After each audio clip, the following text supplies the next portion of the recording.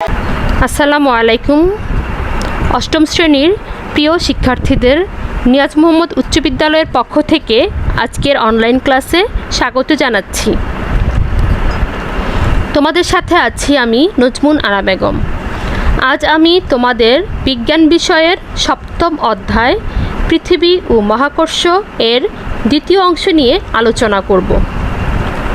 চলো চাঁদের দেশ থেকে আমরা একটু ঘুরে আসি।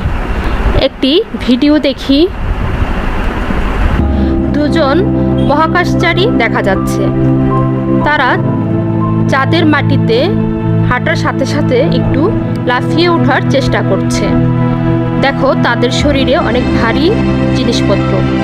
এত ভারী জিনিসপত্র নিয়েও তারা খুব সহজেই লাফিয়ে উঠছে।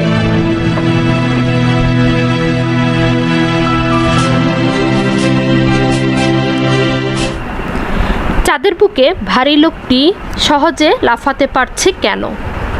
বলতে পারবে কেউ? আসলে চাঁদের বুকে এই ভারী লোকের যে ভর তা অনেক কমে গিয়েছে। এই লোকটি পৃথিবীতে ফিরে আসলে এত সহজে লাফাতে পারবে না, কারণ তখন তার ভর বেড়ে যাবে। পৃথিবী পৃষ্ঠের সকল স্থানে অভিকর্ষ ত্বরণ কি সমান হবে? না, গত ক্লাসে আলোচনা করেছিলাম পৃথিবী পৃষ্ঠের বিভিন্ন স্থানে অভিকর্ষ ত্বরণ এর মান বিভিন্ন। পৃথিবী পৃষ্ঠের সকল স্থানে ওজন কি সমান হবে? না, পৃথিবী পৃষ্ঠের বিভিন্ন স্থানে ওজনের বিভিন্নতা দেখা যাবে। আমাদের আজকের পাঠ ভর ও ওজন। এই পাঠে আজ আমার আলোচ্য বিষয়গুলো হলো ভর ও ওজনের ধারণা, ভর ও ওজনের পার্থক্য, ভর ও ওজনের সম্পর্ক ব্যাখ্যা, পৃথিবীর বিভিন্ন স্থানে অভিকর্ষ ত্বরণ পরিবর্তনের কারণ ব্যাখ্যা এবং অভিকর্ষ ত্বরণের প্রভাবে বস্তুর ওজনের পরিবর্তন ব্যাখ্যা। নিচের ছবিগুলো লক্ষ্য করো। এই বালকটি 50 কেজি। এখানে 1 কেজি লবণ দেখানো হয়েছে। আর এই গরুটি 90 কেজি। এখানে 50 কেজি, 90 কেজি এই শব্দগুলো দিয়ে কি বোঝানো হচ্ছে? এই শব্দগুলো দিয়ে বোঝানো হচ্ছে ভর। নিচের ছবিটি দেখো। এখানে 1 কেজি একটি বাটখারা দেখানো হয়েছে। 1 কেজি বলতে কি বোঝায়? 1 কেজি বলতে বোঝায় এখানে 1 কেজি পরিমাণ পদার্থ রয়েছে। এটি কি? এটি হচ্ছে কোনো পদার্থ মাপার যন্ত্র, দাঁড়িপাল্লা। এটিও কোনো পদার্থের পরিমাণ মাপার যন্ত্র। এই যন্ত্রগুলো দিয়ে আমরা বস্তুর ভর পরিমাপ করি। তাহলে ভর কি? ভর হচ্ছে কোনো বস্তুর মধ্যে পদার্থের মোট পরিমাণ। আর ওজন হচ্ছে কোনো বস্তুকে পৃথিবী যে বল দ্বারা তার কেন্দ্রের দিকে আকর্ষণ করে তাকে ওই বস্তুর ওজন বলে। একটি বল লক্ষ্য করো। এটি আস্তে আস্তে নিচে পড়ছে। বলটির উপর কোনো বল কাজ করছে কি? হ্যাঁ, বলটির উপর কাজ করছে অভিকর্ষ বল। পৃথিবী একটি বল দ্বারা এই বলটিকে তার কেন্দ্রের দিকে আকর্ষণ করে। বলটির উপর এই অভিকর্ষ বলকে বলা হয় ওজন। বল অর্থাৎ ওজন বস্তুটিকে কেন্দ্রের দিকে টানছে। বল অর্থাৎ ওজন পরিমাপ করা হয় কিভাবে? ওজন পরিমাপ করা হয় স্প্রিং নিক্তির সাহায্যে। বলটির ভর m কেজি। বলটিকে পৃথিবী G metre per second square বলে আকর্ষণ করছে। সুতরাং বল অর্থাৎ ওজন W = mg নিউটন। m হচ্ছে বস্তুর ভর এবং g হচ্ছে অভিকর্ষ ত্বরণ। অর্থাৎ কোনো বস্তুকে পৃথিবী যে বলে তার কেন্দ্রের দিকে টানে সেটি হচ্ছে তার ওজন, এবং ওজনের একক হচ্ছে নিউটন। এই যন্ত্রটির সাহায্যে কি পরিমাপ করা যায়?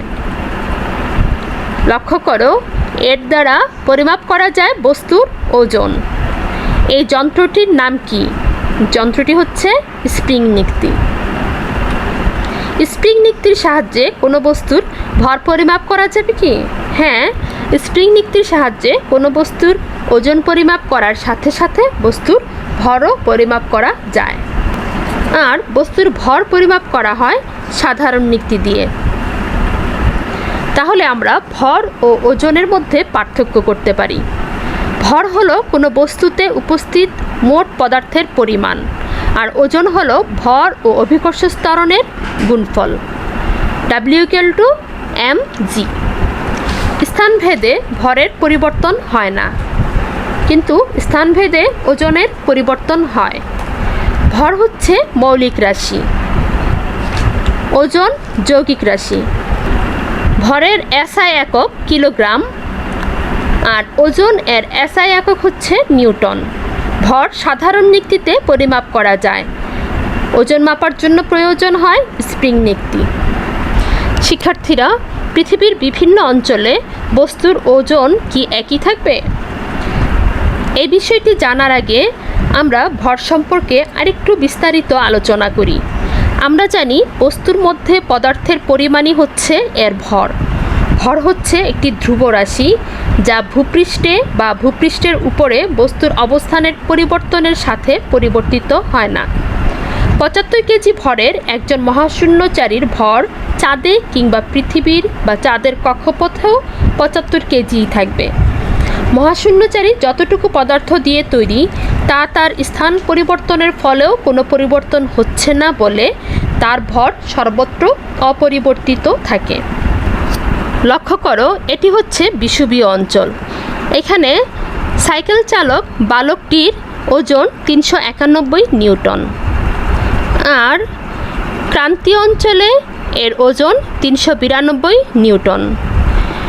মেরু অঞ্চলে এর ওজন 393 নিউটন। আবার লক্ষ্য করো, পৃথিবীর কেন্দ্রে এই সাইকেল চালক বালকটির ওজন 0। পাহাড়ের চূড়ায় এই সাইকেল চালক বালকটির ওজন 389 নিউটন। পৃথিবীর বিভিন্ন অঞ্চলে একই ভরের বস্তুর ওজন বিভিন্ন হয় কেন? কারণ বস্তুর ওজন বস্তুর মৌলিক ধর্ম নয়। যেহেতু বস্তুর ভর একটি ধ্রুব রাশি, সুতরাং বস্তুর ওজন অভিকর্ষ ত্বরণ g এর উপর নির্ভর করে। যেসব কারণে অভিকর্ষ ত্বরণের পরিবর্তন ঘটে, সেসব কারণে বস্তুর ওজনও পরিবর্তিত হয়। ভূপৃষ্ঠ থেকে যত উপরে ওঠা যায় বস্তুর ওজন তত কমতে থাকে। কোনো বস্তুর ওজন থাকতেও পারে, আবার নাও থাকতে পারে। পৃথিবীর কেন্দ্রে অভিকর্ষ ত্বরণ 0, তাই সেখানে বস্তুর ওজনও 0। কোনো বস্তুর ওজন পৃথিবীর কেন্দ্র থেকে তার দূরত্বের উপর নির্ভর করে। শিক্ষার্থীরা, যদি দূরত্ব বাড়ানো হয় তাহলে তার উপর পৃথিবীর আকর্ষণ কমে যায়, ফলে বস্তুর ওজন হ্রাস পায়। ভূপৃষ্ঠে 1 কেজি ভরের কোনো বস্তুর ওজন 9.8 নিউটন হলেও পৃথিবী থেকে দূরত্ব বাড়ার সাথে সাথে বস্তুর ওজন কমতে থাকে। এ কারণেই পাহাড়ের চূড়ায় সাইকেল চালক বালকটির ওজন সবচেয়ে বেশি কম। আবার পৃথিবী পৃষ্ঠেও কোনো বস্তুর ওজনের অতি সামান্য তারতম্য ঘটে। এর কারণ হচ্ছে পৃথিবী সুষম গোলক নয় এবং ভূপৃষ্ঠের সর্বত্র অভিকর্ষ ত্বরণের মানও এক নয়। অবশ্য এ পার্থক্য এত ক্ষুদ্র যে কেবল সুবিধি ওজনমাপক যন্ত্রের সাহায্যেই তা পরিমাপ করা যায়, আর অধিকাংশ হিসাব নিকাশের সময় আমরা এই পার্থক্য উপেক্ষা করি। 1 কেজি ভরের কোনো বস্তুর ওজন সবচেয়ে বেশি হবে পৃথিবীর 2 মেরুতে, অর্থাৎ উত্তর মেরু ও দক্ষিণ মেরুতে। সেখানে এর ওজন হবে 9.83 নিউটন।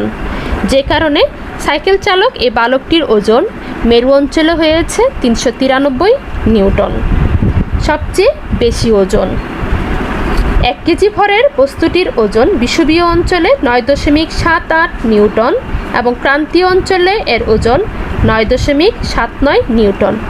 সাইকেল চালক বালকটির ওজন বিষুবীয় অঞ্চলে 391 নিউটন এবং ক্রান্তীয় অঞ্চলে 392 নিউটন। আর যেহেতু পৃথিবীর কেন্দ্রে অভিকর্ষ ত্বরণ 0, তাই সেখানে বস্তুর ওজনও 0 হয়, তাই সাইকেল চালক বালকটির ওজনও সেখানে 0 হয়েছে। কোনো বস্তুর ওজন নির্ণয় করার জন্য আমরা বস্তুটির ভরের সাথে এর অভিকর্ষ ত্বরণ গুণ করি। মহাশূন্যে কোনো বস্তুর ওজন 0 হলে তখন বস্তুর উপর কোনো মহাকর্ষ বল কাজ করে না।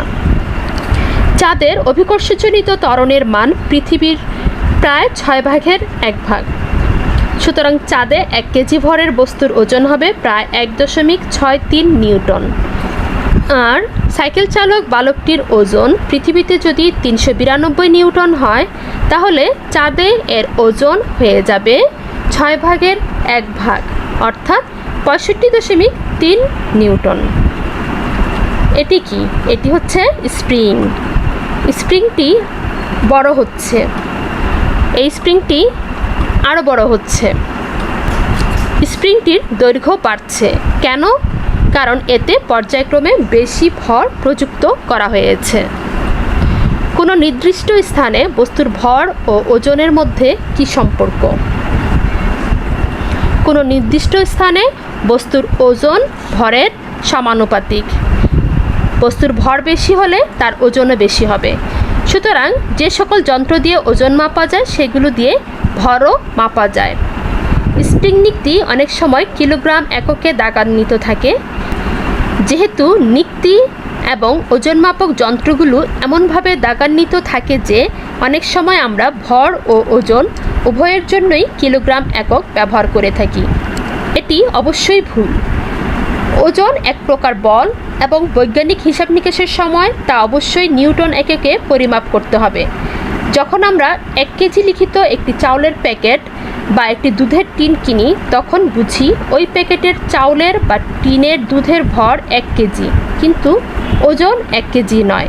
পৃথিবীতে এগুলোর ওজন হবে 9.8 নিউটন। চাউলের প্যাকেটের ওজন গ্রহ থেকে গ্রহান্তরে বা চাঁদে ভিন্ন হবে, কিন্তু ভরের কোনো পরিবর্তন হবে না। পৃথিবীর আকৃতি কি সম্পূর্ণ গোলাকার? না, পৃথিবীর আকৃতি সম্পূর্ণ গোলাকার নয়, মেরু অঞ্চলে একটু চাপা। পৃথিবীর কেন্দ্র থেকে পৃথিবী পৃষ্ঠের এই দূরত্বকে R1 দিয়ে প্রকাশ করা হয়েছে। এই পুরো ব্যাসার্ধটি হচ্ছে বিষুবীয় অঞ্চলের ব্যাসার্ধ। আর পৃথিবীর কেন্দ্র থেকে এই স্থানের দূরত্বকে প্রকাশ করা হয়েছে R2 দিয়ে। এই ব্যাসার্ধটি হচ্ছে মেরু অঞ্চলের ব্যাসার্ধ। পৃথিবী সুষম গোলক না হওয়ায় পৃথিবীর কেন্দ্র থেকে ভূপৃষ্ঠের সকল স্থান সমদূরে নয়। যেহেতু জি বা অভিকর্ষ ত্বরণ এর মান পৃথিবীর কেন্দ্র থেকে দূরত্বের উপর নির্ভর করে, তাই পৃথিবীর বিভিন্ন স্থানে জি এর মানের পরিবর্তন হয়। অভিকর্ষ ত্বরণ = G/m/r² অনুসারে জি এর মান মেরু অঞ্চলে সবচেয়ে বেশি। এ কারণে মেরু অঞ্চলে বস্তুর ওজন বেশি। কারণ বিষুবীয় অঞ্চলে পৃথিবীর ব্যাসার্ধ সবচেয়ে বেশি হওয়ায় অভিকর্ষ ত্বরণের মান সবচেয়ে কম, 9.78 মিটার/সেকেন্ড²। সুতরাং বিষুবীয় অঞ্চলে কোনো বস্তুর ওজন সবচেয়ে কম হয়।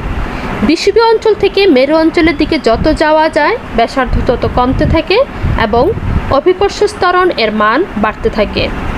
এটি হয়ে যায় 9.83 মিটার/সেকেন্ড²। এর ফলে বস্তুর ওজনও বাড়তে থাকে। মেরু অঞ্চলে পৃথিবীর ব্যাসার্ধ সবচেয়ে কম হওয়ায় অভিকর্ষ ত্বরণ জি এর মান মেরু অঞ্চলে সবচেয়ে বেশি, ফলে ওজনও সবচেয়ে বেশি। পৃথিবী সূর্যের চারদিকে কিভাবে ঘুরছে?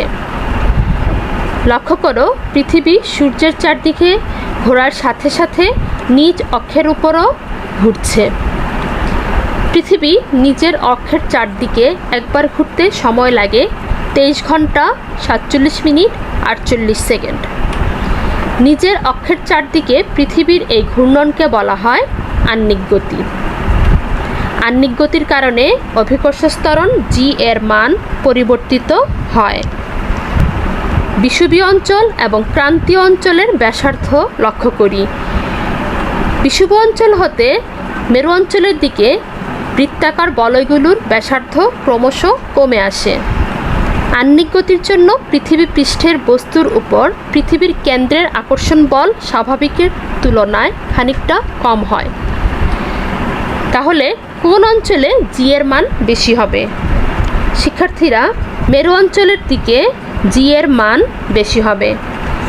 কোন অঞ্চলে বস্তুর ওজন বেশি হবে? তাহলে অবশ্যই মেরু অঞ্চলে বস্তুর ওজনও বেশি হবে। এই চিত্রটি লক্ষ্য করো। পাহাড়ের উপরে একটি বল, এটি ভূপৃষ্ঠে নেমে আসলো। পাহাড়ের উপরে এবং সমতল ভূমিতে বলটির ওজন ভিন্ন হবে, কারণ ভূপৃষ্ঠ থেকে যত উপরে ওঠা যায় অভিকর্ষ ত্বরণের মানও তত কমতে থাকে। এর ফলে ভূপৃষ্ঠ থেকে যত উপরে ওঠা যায় বস্তুর ওজনও তত কমতে থাকে।